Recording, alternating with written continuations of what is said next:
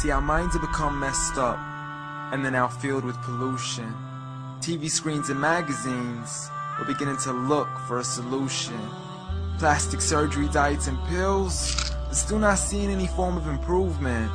We stacked up all these dollar bills, but still not sure what to do with them. We began to chase women and fornication to the point our girls don't even know whose baby she's carrying. We're so afraid of commitment that have no problem with damaging. She has your kids now, but you're still not even contemplating the possibility of marrying. See, this is what happens when we neglected Allah's best examples. You called her Mary, we call her Maryam. A woman who was perfect since birth, the best to walk the skies and the best to walk the surfaces of earth.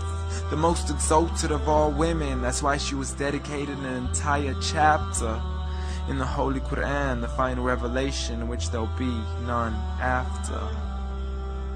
She was the best of all women, and to society she should be leading the way. I mean, that's why our women be dressing like her, because just like Mary, when Allah decrees something, we hear and we obey.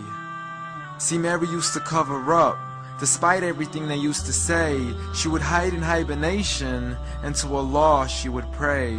And when she was visited by angels in the form of men, she said, if you fear Allah, you would go away, because in the presence of men, she would not stay.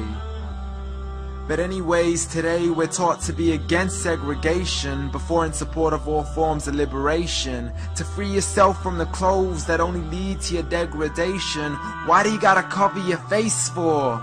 We gotta see your identification. But little do they know her identity's right there. A woman who fears Allah and commits to her religious obligations.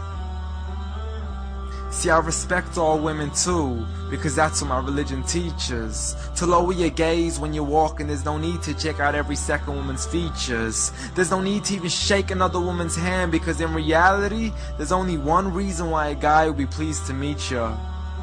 And you could go ahead and deny it, but don't blame me for stating the obvious. When the pornographic industry is worth billions, you still don't see where the problem is? Sex is embedded into society to the point we'll exploit it to merely sell a car.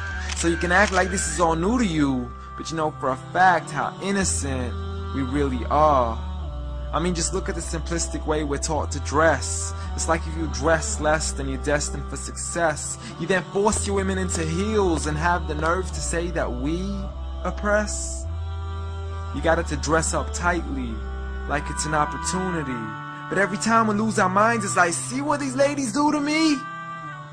But I'm not blaming it on the women, because we too have responsibility.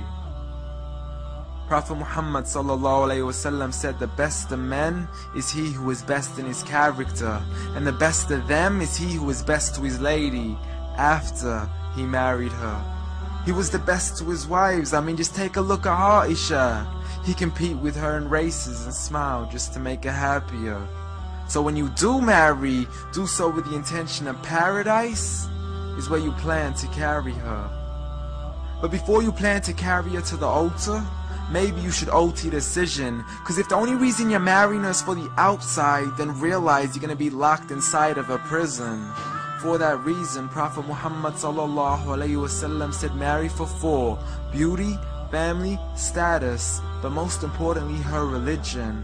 Because a woman without religion is a woman who could do with a bit of extra wisdom.